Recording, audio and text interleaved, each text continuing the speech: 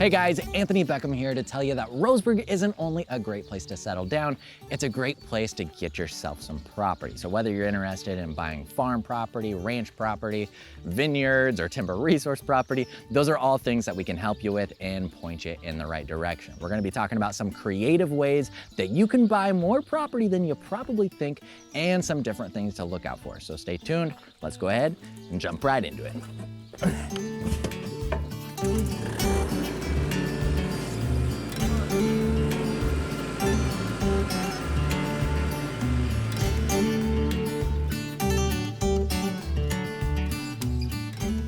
One of the reasons that I love talking with buyers and sellers about farm, ranch, and timber resource properties is because I myself bought this 58-acre piece of property just a few years back, going through the timber crews and valuations and the different creative ways that you can buy a property like this for possibly even cheaper than less acreage. We have 40 plus acres here of reprod Douglas fir that's somewhere around 25 years old. We do the livestock, we raise our own food, we do the gardening, we got a small orchard.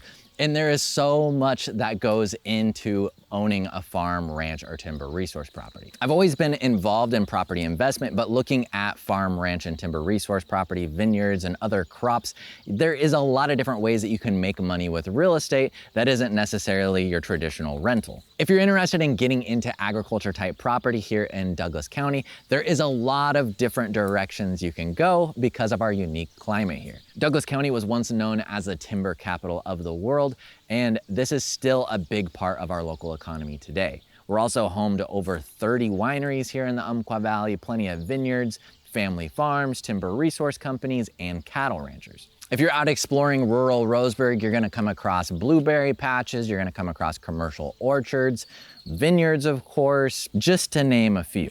So how can you get creative to put some rural farm and ranch property to use for you?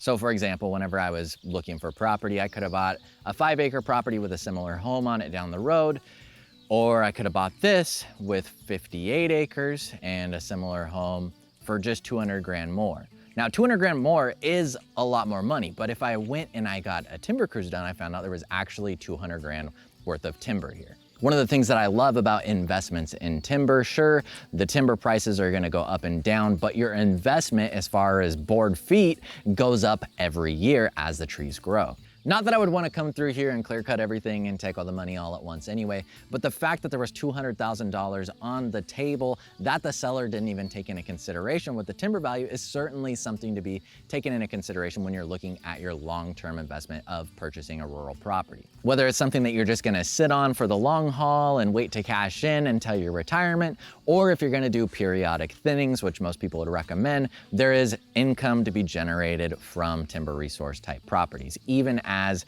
a small property owner. Other ways that you can generate or offset income with agriculture, farm, and ranch type properties is through crops. So I've had clients who have stretched their budget so that they could buy a larger property that maybe happen to have hazelnuts on it that generate 30 grand gross per year. Well, with the net income that they make off that, it was able to offset more than half of their mortgage. I've had other clients who have bought more property than they needed, so they allow cattle ranchers to run cattle on the property for a portion of the year. And then once the cattle's off, they hay the property. Both other great ways to generate income to offset the expense of your dream property. So here are some things that you're gonna wanna consider when shopping for your farm, ranch, or timber resource type property. One of the first things to consider would be the lay of the land depending on which route you wanna go. So if you're going to do livestock, we have plenty of farm grazing type properties with fields. If you're looking to do vineyards or a winery, there's plenty of rolling hills that are great for that. Or we have more mountainous terrain here in the Umpqua Valley that is better for growing reprod Douglas fir like you see here. For my hobby homesteaders out there, there are a couple things you're gonna wanna take into consideration.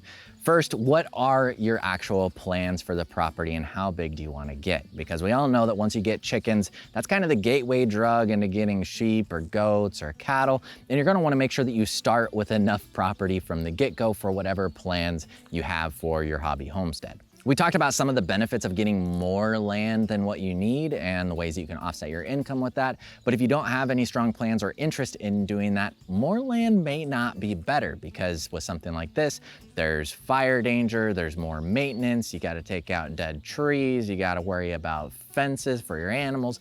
There's all kinds of expenses that get a lot more expensive the more land that you have. Equally important would be your water source. So not only the water source that serves your home, is it a well, is it Umpqua Basin water, is it reliable, are there holding tanks, but also for your livestock or crops. Is there water rights, is there irrigation rights? These are things that will be able to help guide you on to make sure that you're not getting yourself in a pickle and that you have everything squared away before you sign on the dotted line for your new farm and ranch property.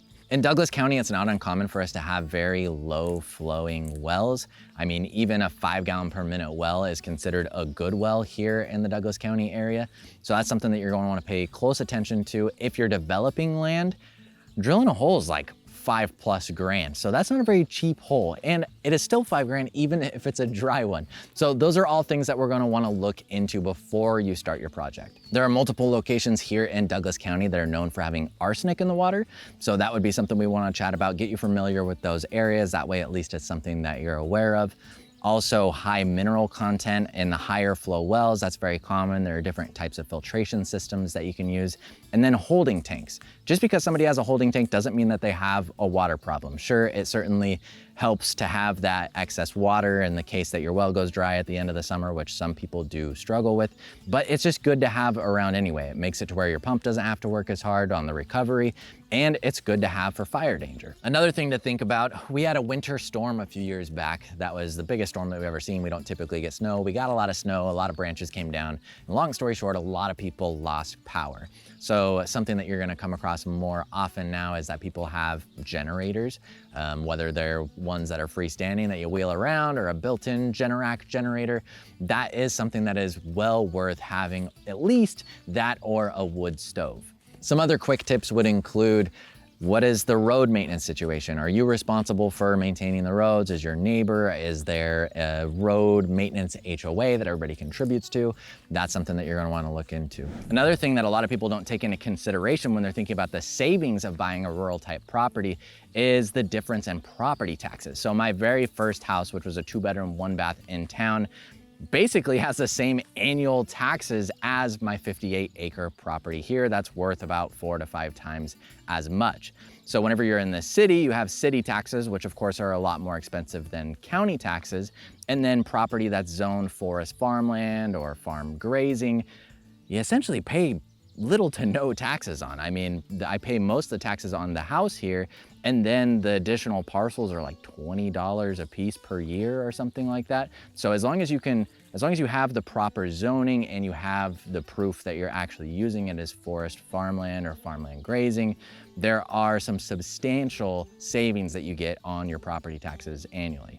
So if you're looking to buy or sell farm, ranch, timber, or vineyard properties, we are the guys with the experience and the know-how, as well as the equipment to accommodate those types of showings. So if that is something that you guys are interested in, we would love to hear from you. Feel free to reach out anytime. If you guys have any questions, make sure to comment those below.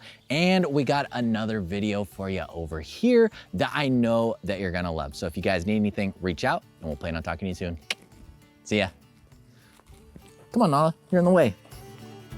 These nice people wanna click on the next video. Time to go home.